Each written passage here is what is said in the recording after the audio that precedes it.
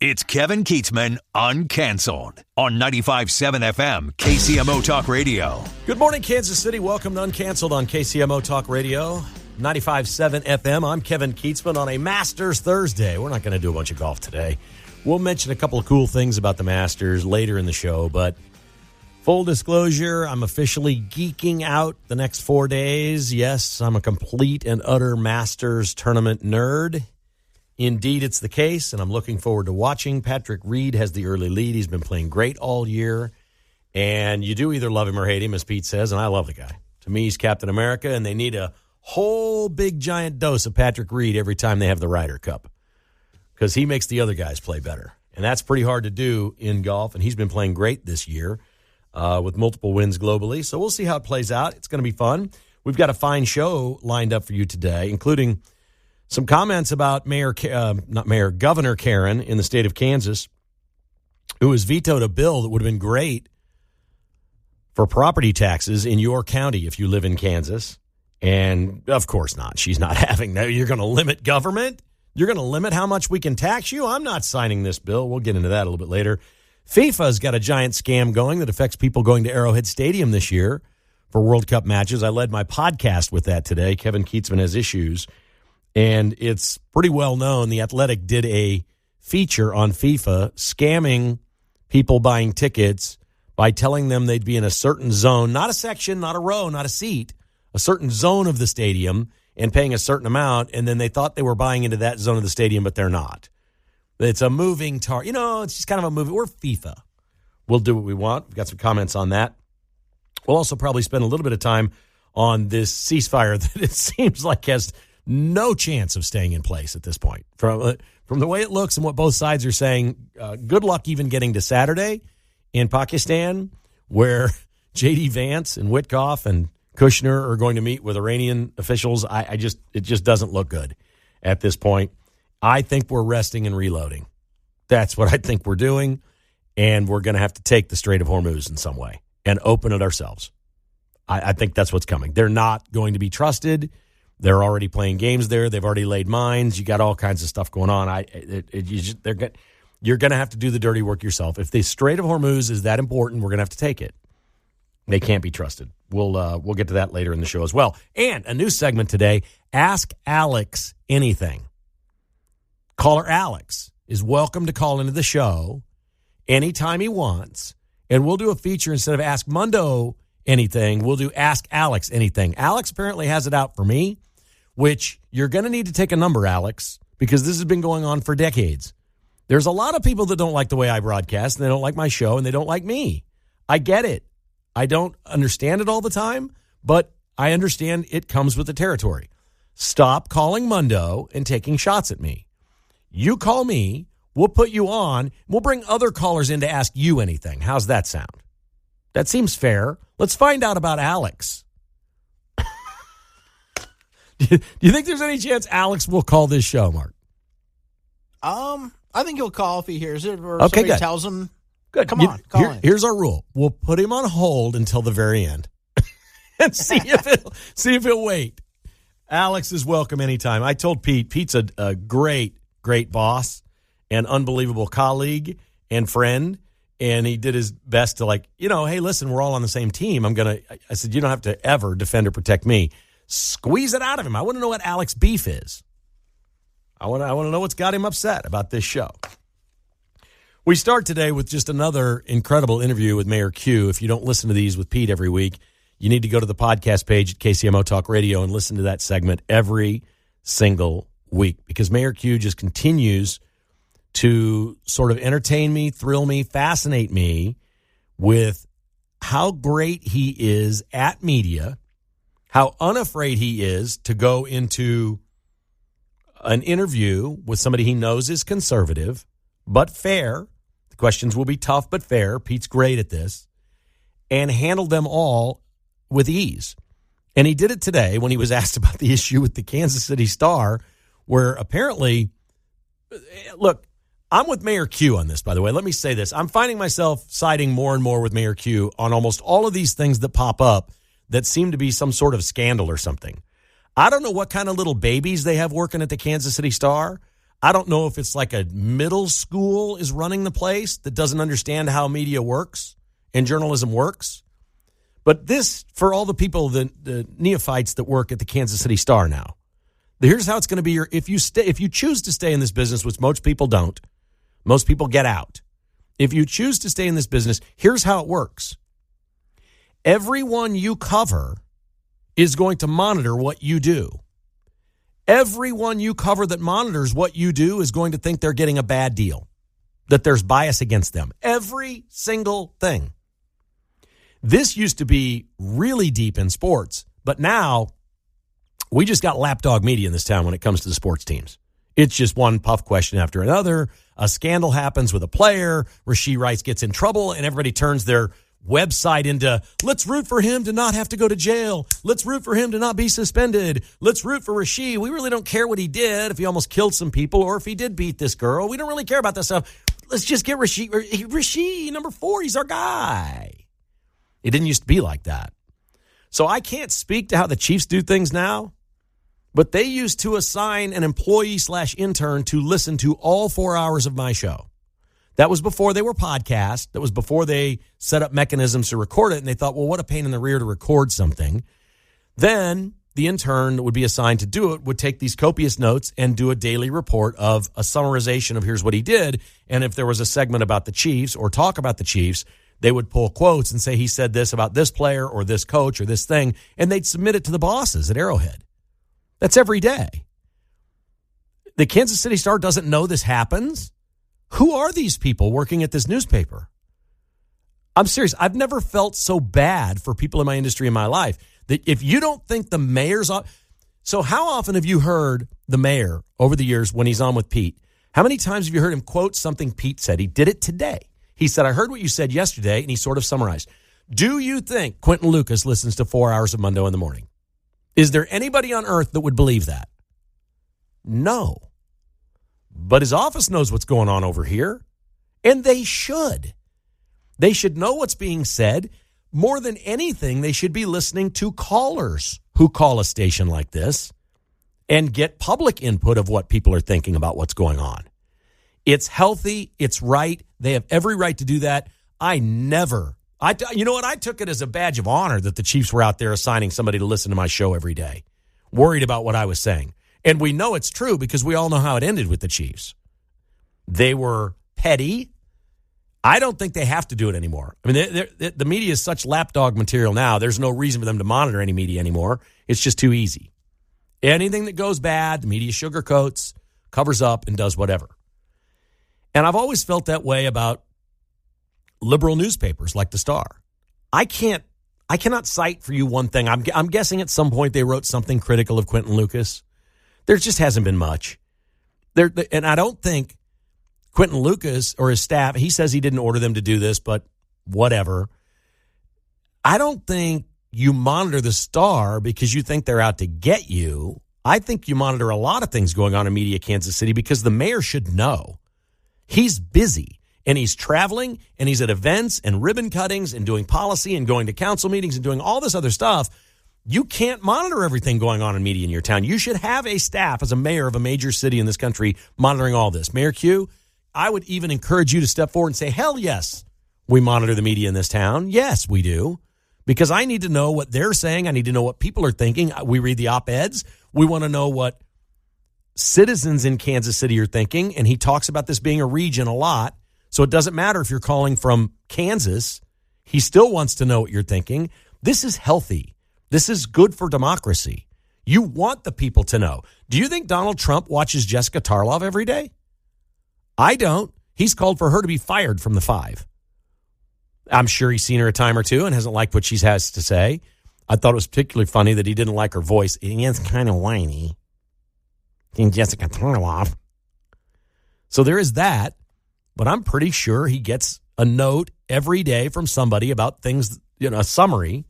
Maybe 10 bullet points. Here's what happened in media today. Or clips. Some of the clips are only 30 seconds long. Wouldn't take him long every day to see 10 clips of 30 seconds each of here, these things happened, or this was written here. He seems to know everything going on in the media. It's not because he spends all day consuming it. You may think that. It's not true. He may get more of it when he's flying on Air Force One, But that's a busy man, and you know that. And they absolutely should have people monitoring that. They should. It's healthy. It's good for democracy. It's okay. And if you're in journalism, if you're the Kansas City Star and you're all butthurt over this, y'all are a bunch of petty losers, and you don't know how this works. I mean, seriously, you think he's complaining about bias, that's what it was about, that they're monitoring what you're doing? I find it hard to believe that Mayor Quentin Lucas stays awake at night worrying about the Kansas City Star being biased against a Democrat mayor. That's laughable. No. What are they saying? What are they doing? What do they think are the important stories? Maybe they're doing something that I've not heard of or don't know about and I should be paying attention to. There's positive to all this as well. There is. And there's no shortage in the case of sports talk, I can tell you this, and not as much anymore. But there's no shortage of times that things happened because of what was going on sports talk radio. Like managers would get fired. You get 4 hours of phone calls of people with red ass just calling up saying this is over. I'm not watching anymore. I'm not going. It's the beginning of the end. You know it. You can feel it. You can sense it. Owners care. General managers care because they want to keep their job. And the only way to do that is to make the fans happy. And eventually, when fans or voters or citizens or whatever are so mad, they know they got to pull the trigger and do something. That's what the whole thing's about. I'm embarrassed for the Star, man. I'm just pathetically embarrassed for the Kansas City Star that they think Mayor Quentin Lucas was doing. They compared it to Watergate, which, by the way, you can no longer compare anything to Watergate because Watergate was nothing compared to the Democrats since Barack Obama was elected in 2008. It's no comparison. It's a joke. Watergate should not be any sort of a standard ever again. It was nothing. In the grand scheme of things, it was nothing. They arrested Trump. They arrested him. They went through his wife's panty drawer. Okay, there's Watergate. We recorded a couple of phone calls over here at the Democrat National Committee headquarters. We recorded those. And, we tapped it and recorded a couple of calls. We went through the president's wife's panty drawer. No, Watergate is no benchmark anymore. And Mayor Quentin Lucas is doing the right thing by monitoring all media in Kansas City. He should, and media should hold him accountable. And I'll be damned if he's not great at what he does, man. He does media. He's not afraid to talk about anything. You want to talk about Ask Mundo anything? You can ask Mayor Quentin Lucas anything. He's ready to handle it. He really is ready for bigger things. And I think I don't agree with him on a lot of policy. My daughter teases me that we're frenemies. I'm like, I don't know Mayor Lucas very well. I met him a couple times. That's it. And I can't tell you how much I respect the fact that he goes on a show like this and does what he does and handles it. You'd think Governor Karen in Kansas would come on with Pete every week? Oh, my God, it would not end well for her. No, they hide. They get elected and they hide. Not this mayor. We should all respect that.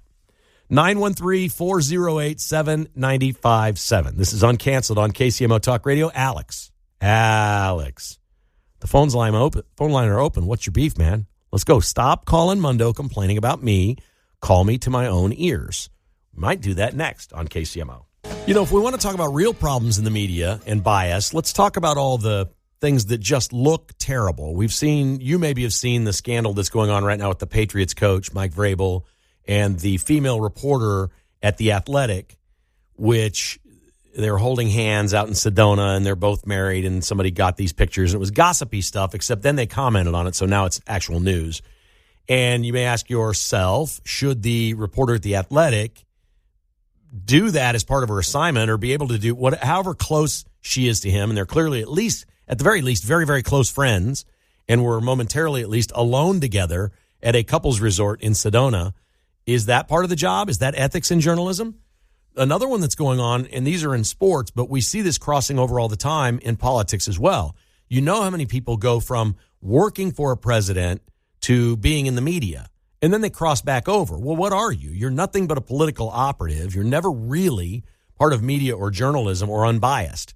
We have more bias in journalism in America today than any time in my life and any time in my 40-year career. There's bias everywhere. A couple of days ago, the Miami Dolphins hired Troy Aikman, the former Dallas Cowboys Hall of Fame quarterback, to work for them. Guess why they hired him? He does the Monday Night Football broadcast, goes around the league, gets to know players, owners, coaches at all these other teams, sits in meetings with them in preparation for his Monday night games, so he knows things about those teams that the Dolphins don't know. They made no bones about it. They said, we're hiring him as a consultant because he knows things we don't. And then he said that. And the NFL has not commented on this yet.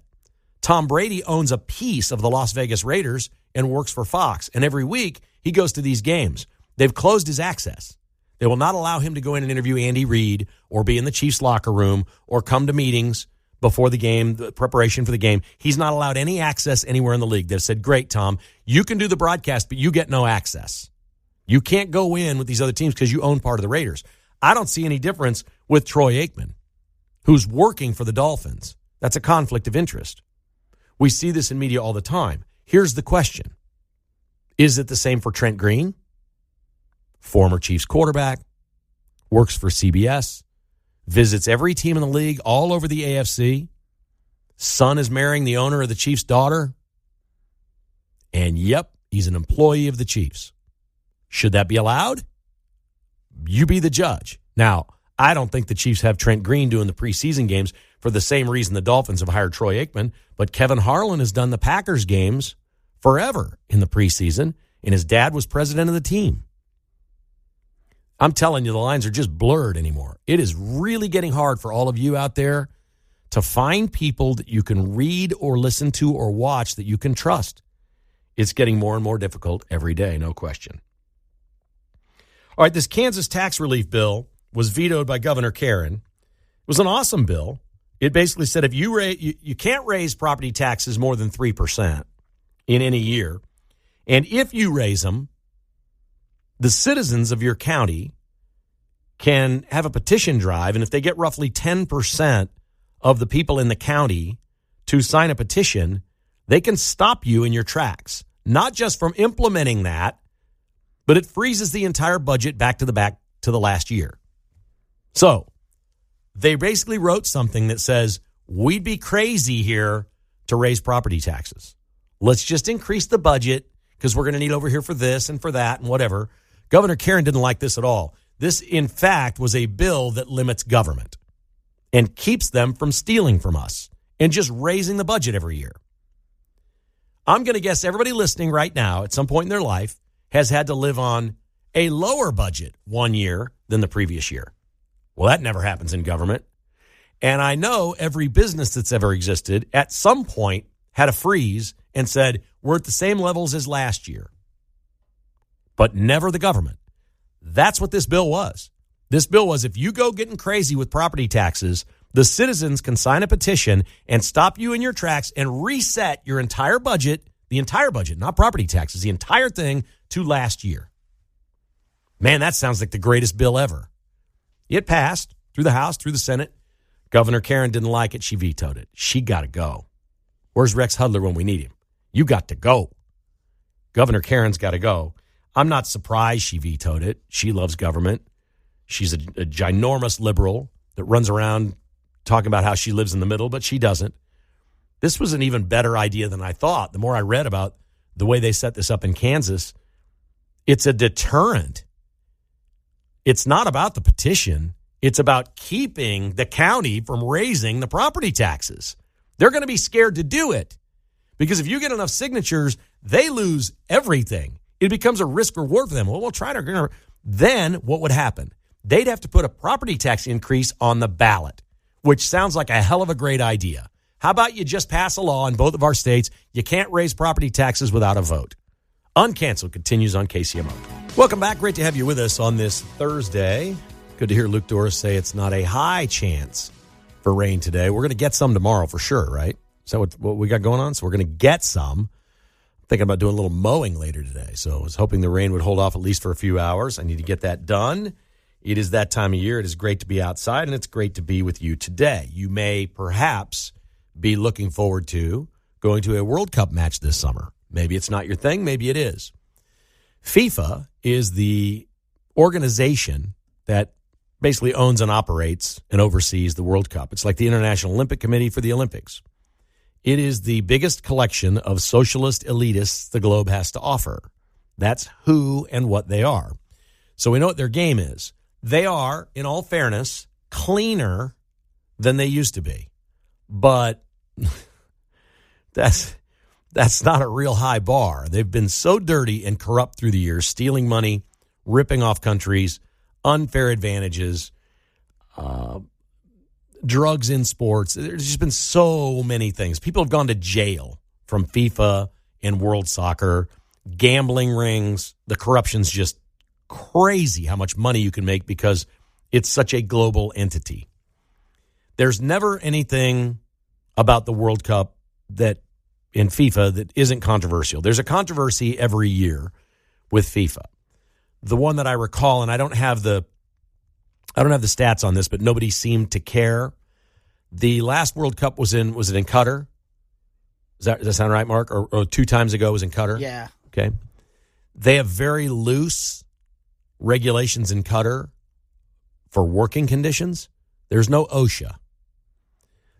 And they rushed it so hard to get everything built, to get everything done in time for them to host the World Cup. Thousands of workers died to get the World Cup there. It was almost like a human rights abuse. And nobody seemed to care. It was some of the poorest people from North Africa, all over the world. They'd come in and say, wow, we can go make some really good money really fast if we go help on these World Cup projects. What they don't know is that there are actual places in the world like, the United States, where you have protections as a worker, where they give you a hard hat. They have safety protocols. It's more costly. It's more time-consuming. It's all those things. But we do a really good job in this country of not having workers die every day, building things.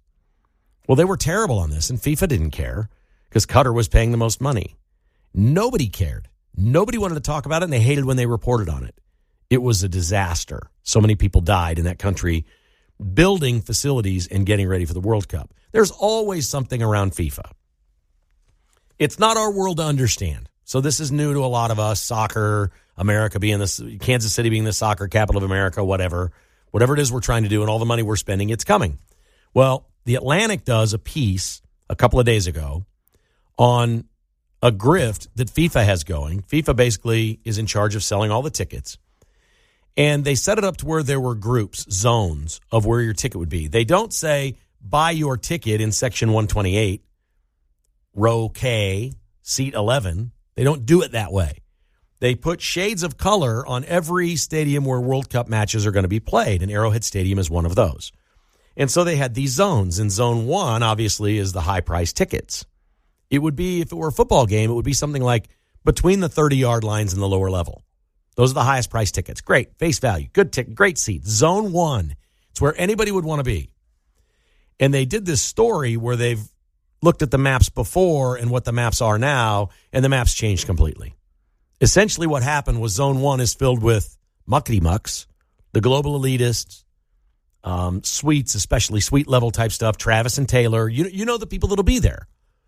I mean, imagine the people in Kansas City that have had their hand in this cookie jar with their junkets and trips they made around the world, the first-class flights and lodging and all the places they've been and the things that they've done. You don't think they're getting great seats as comps and thanking them for spending? We spent more than anybody else to bring the World Cup because we're not Los Angeles and we're not New York. So it's more costly for Kansas City to get it. We did it. We made a decision. I support it. If Kansas City likes this, I'm on board with it. It's going to be fun. I'm not against this. I'm against overspending. I'm against doing something with no return, but this isn't the hill I'm dying on, that the World Cup is coming. I don't care that much. It's fine. It's going to be fun for Kansas City. You know I'm a quality of life guy. If you're doing something, if the government's doing something and people are doing something that improves our quality of life in this city and makes it a more interesting, compelling place to live, we all benefit in some way. So I'm okay with all that. But I don't know how many people we're talking about here. How many people have been involved in this? 1,000? I mean, they've got a board. The Kansas City Soccer Board is like 40 people, or it was at one point. Like just the board. You don't think they're all getting tickets? They're not paying for those. Then what about all the people from England? Oh, England's coming, right? They're going to have a contingent here. We assume they'll play here. We know a couple teams that are playing yet at Arrowhead, or just the ones that are working here. So England actually isn't going to play here. They're just home basing here. Okay. We got Argentina is playing here. Yeah, Netherlands. Okay. Netherlands. Okay. So they're gobbling tickets, whatever, and they're bringing contingent. There's going to be thousands of tickets for the people that matter a lot more than me or you online trying to buy Zone 1 tickets. So what they've found is that every one of these venues, there's a bait and switch going. FIFA has sold you a ticket in a zone that doesn't exist. One particular Kansas Cityan went online and posted that he was just beside himself, that he thought he had like mid-pitch seats at Arrowhead, and they've stuck him behind the goal. That now is Zone 1, and it wasn't Zone 1 before. This isn't the end of the world. Like if you're going in, if you know anything about soccer, going in and dealing with FIFA, you better be prepared for the bait and switch. So I equate FIFA to the old adage and stereotypes of rock stars. You're disappointed when they don't smash a guitar on stage. You're upset if they don't trash the hotel room. At some point, you want your favorite rocker to have an addiction of some sort, but then you want him to get clean again and sound better than they ever were. You just expect it. It comes with the territory, and that absolutely is FIFA, and they've done that. And for a lot of people that have tickets here in Kansas City, they feel like they've been ripped off. But you haven't been ripped off because you can always sell your tickets and make more. That's the thing. You can say, I don't want to sit there behind there. I'll sell these and make a sweet profit. There's a lot of ways in sports to do that. You can't really explain it why it works that way, but it's it's the market system. It's the free market system. It's capitalism, and it definitely exists. But we're proud that FIFA so early before this happened has created some controversy here at Arrowhead. We appreciate that. And I will stand by what I said at the very beginning. There is only one guarantee of the World Cup in Kansas City, and that is Clark Hunt will make money. Almost everybody else will lose money, but Clark Hunt will make money. And that's not a knock. He's in the power position, and he's a capitalist pig, and I respect that. I do. I mean that I wish I were as good as he is. I wish I had an NFL team and 3 Super Bowl titles, and I could leverage it into anything I want. He's going to get $1.5 billion to renovate the plaza. You know he is. You know he's getting that money. You know he is. He gets all kinds of tax breaks on all kinds of things. Whatever he wants out at the Speedway for his new stadium, he's getting it. If he sees something out there he doesn't like, he's going to say, you know what? I need you to change that exit by Buc-ee's. I don't like the way that goes. I want him to route it over here by our stadium. Okay, yes, sir. Let's reroute that thing. We don't care about Buc-ee's. We care about Clark Hunt. Good for him. It's great to be powerful. It is absolutely great to be powerful. Speaking of powerful, the United States has a powerful military. That is not in doubt. That is not in question. We have all witnessed that completely over the last month plus. I don't think this ceasefire can hold. I want to believe it. I want to believe that we can trust Iranians, that we can sit down with them on Saturday in Pakistan. I'm not sure the meeting's going to happen Saturday. I'm putting that at 50-50. They're saying that there was a mix-up between the United States and Israel and Iran over the ceasefire, over whether or not we could still lob missiles and bombs at Lebanon. Well, Israel wants to keep bombing Lebanon, and they did. And Iran said, well, you've already broken the ceasefire. So that explains why they were lobbing a couple at Tel Aviv. That's not the United States involved in either. That goes back to the conflict that we've had forever, Iran versus Israel. How is that part of this thing going to go away? What regime could you possibly have in Iran, even if they got democracy there, that would say, oh, okay, we're good with the Jews now, and the Jews are good with us? I don't know how you figure that part out ever. But Hezbollah and Lebanon and all these people that are proxies and friends of Iran, it was their understanding that that would stop too, and it didn't. And the United States is saying it was a mix-up. We've called Israel. We're stopping, whatever. I don't know. Strait of Hormuz may or may not be open. They believe there have been mines laid in the water that you can't even open it if you want to, because there's some mines in there now that they put out there. Trump has put a statement out last night that we are on standby, we are at the ready, and we are resting and reloading. That's what we're doing. We talked about this on the show yesterday. 2 weeks is a perfect time to reload your entire arsenal. It's also enough time to get a couple more battleships over there, a couple more of our big ships, and really bring the heat on Iran. And that's happening. There's all kinds of, you can track these things. These ships are moving. We're definitely moving into a stronger position. And as much as I don't want to see it, I don't really, there's a, 30, 40 mile 50-mile stretch of land, beach, that maybe we'd have to go in to control the Strait of Hormuz into Iran. I don't know what this would look like. I don't know if that's what they're doing, but a lot of these ships that they're sending that way have thousands of Marines on board. I don't know. I don't like it. I don't like it. But if that's the only way to finish the job, and it's just restricted to opening that and getting the oil flowing, if that's all they have as a negotiating ploy, is some drones and some mines that they've laid in the Strait of Hormuz, and you take that away, then you've won it. Then it's all over. I don't think Iran's going to agree to all the things that we want as long as they are able to close the strait or charge people to come through there. They're saying they'll do about 12 ships a day right now. They'll allow them passage with their Revolutionary Guard helping them, and they want $2 million per ship. So they want to start getting their money back to rebuild. I mean, you can see what it is that they'd be up to. I don't know. I'm out over my skis here. So this is amateur analysis that I'm giving you, but I just don't feel like you. I've had this, man. I've had this my whole life, man. I remember those hostages, and it left a lasting impression with me. I just want to wipe them out. I want Iran to. I want all of that regime to just be gone. I want something better in Iran. I'm sick of it. They're not going to stop with the terrorism. They're not going to stop with killing Israelis. They're not going to stop with funding terrorism all over the world, no matter who you put in there. I don't know. It's going to take something else. It is. We used to joke about this. I would say there's really two things you don't want to argue with anybody because you'll never change their mind. Right? There's two things that are absolute etched in granite and aren't going to change. Don't talk about abortion, okay? And there's no peace in the Middle East. It's just never going to happen. It's unattainable. Maybe 500 years from now it is. Maybe there's a day when oil doesn't matter at all, and it's not a commodity, and that would certainly change everything in the Middle East. But that day is not today, unfortunately, and this thing doesn't look great at all in any way, shape, or form. Okay, I'm fixated and geeking out on the Masters. It is my favorite thing. So that being said, we got a couple little topics here with Mark, and the Royals are trotting out uniforms this weekend that are, I think, the ugliest they've ever worn. We'll do that next. We are proud to be presented by FanDuel each and every day. KCMO Talk Radio. No, he most certainly is not. Pete Mundo filling in for Vince Colonnese today and tomorrow. So you've got another afternoon, I guess it will be today with Pete Mundo. Afternoons. Pete's going to be great, and he'd love it if you called his show today, I feel sure. And do it. Brag him up a little bit. Let everybody hear how great a job he does here in Kansas City. He deserves a warm call or two from one of the KCMO Talk Radio listeners. That'd be an awesome thing for you to do. So I'll be listening, and I hope everything goes great. Should be awesome for him to get that experience. He's about ready to let her loose here very shortly.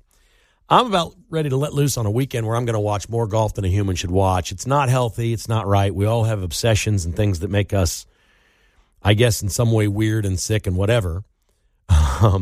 It will keep me probably, well, it won't because it's not up against it. We'll watch the Royals games too. But I just love the golf tournament.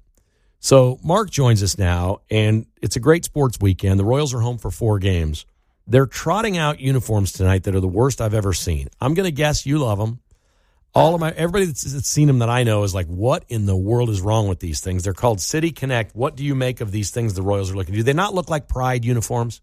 A little bit. Yeah, I don't like the purple. It doesn't really make sense other than it's part of the city flag, or maybe it was part of the city flag at one point. But, I mean, I always like a good hat, but I don't know if I'll be buying this one. Wow. Wow. Breaking news. That might be the most critical thing I've heard you say about a hat or a uniform or anything. Not that you're not picky, like if you're going to get a Royals hat, but a lot of times you just get one because it's part of a collection or something. Like you would want the City Connect. So I appreciate what City Connect is. Every team in baseball does this. I think the problem really isn't the Royals' problem or Nike who makes the uniforms. I think the problem here is Kansas City, Missouri. If I've got a beef today, they need to change the fountain logo. Yeah. It's like 1970s or whatever. If you're going to incorporate fountains into your city's logo, there's a million things we could do. We've got the greatest sports architects here that have incredible designers. Let's think about like a sports logo. Let's think about something that really stands out, that if you put it on this uniform or you put it anywhere on the city flag or whatever, it stands out and screams Kansas City or something that's so high-end and so cool we can all get behind it. Because we have good logos here. The Royals logo's classic. The Chiefs logo's classic. We got a lot of pretty cool stuff here. Kansas City's Missouri, you know what I'm talking about, folks. The thing that's like the rainbow fountain. Mm-hmm. It's just time for that to go. Yeah. And how do you put that on a ball uniform? It kind of, they have like the R on the chest and then just the crown on the hat. So it's not terrible design, but I don't like the color. Just looks a little awkward. The only uniforms that I can ever remember looking worse than this in Kansas City were the Kansas City Wiz. Mm-hmm. Like their second year, when they were still playing at Arrowhead, they did something really weird with it. When they changed from, when they were Wiz, then they became Wizards. When they were Wiz, they had a really, really bad uniform. It was awful. I don't remember which year that was, but it was terrible. I'm going to put this at number 2 behind that one. The Wiz still win. Any team called the Wiz wins for worst uniforms, too, just by default. Yeah, that's rough. It's just got to be that way. Today, the Masters will take in $10 million at their merchandise facilities. They rake in $10 million a day. We'll take $70 million worth of merchandise this week at Augusta National on site. It is all things that you can buy there and nowhere else. So typically what happens I've been 3 times. There's people right now. They're actually showing people carrying out merch. Look at the size of these bags. That lady's got 6 bags. She does, doesn't she? It's impressive. And it's early in the day. She's going to carry those all day? Okay, they're walking out. So they've got an in-out pass. They're going to come back in. They're taking them out to their cars, and then they're going to come back in. They say the average person spends $1,000 in the merchandise deal. So that's 75,000 people that would spend $1,000 each. That's $75 million. More than 75,000 go. You can't believe how big. It's like a mall. This is not a tent. They've built buildings. It's like a shopping mall, and there's everything in there. There's even an end of this that's the high-end place. You can go in and buy a $1,500 Potter, a $2,000 painting. Last year, a player went in and spent $39,000 for people that he knew and wanted to get a bunch of stuff.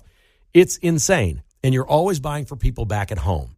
And again, it's unlike any store you've ever seen, and stuff generally isn't expensive. You can buy a golf shirt for $39, things like that. They don't rip you off. They have these gnomes. Have you heard about the gnomes?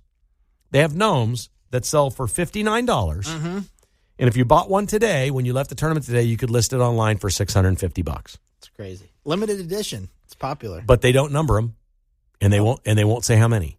Oh, Augusta's weird, man. It's a weird place. They're going to take in $75 million in merch. That's almost half their revenue. They charge CBS how much for the rights fee to broadcast this? $50 million? 0. Really? 0. They are allowed to do 2 minutes of commercials every hour, and the Masters keeps all the revenue from that, and CBS can promote its programs. That's what they get out of it. A huge event, giant ratings, and they promote their other programs. No rights fees means that they have total control. So CBS isn't producing this coverage. Augusta National is producing this coverage. It's one of the themes we talked about earlier in the year.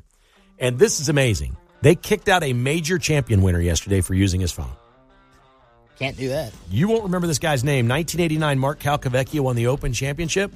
You get an invitation for life if you win a major. He comes, he's walking around, he's got his phone on his ear. They don't care who he is. He got booted. A guy that won the British Open got kicked out of Augusta yesterday, man. There are rules, and then there's Augusta rules. It's kind of like being married, Mark. He gives a no comment. Pete Mundo's up next with The Vince Show.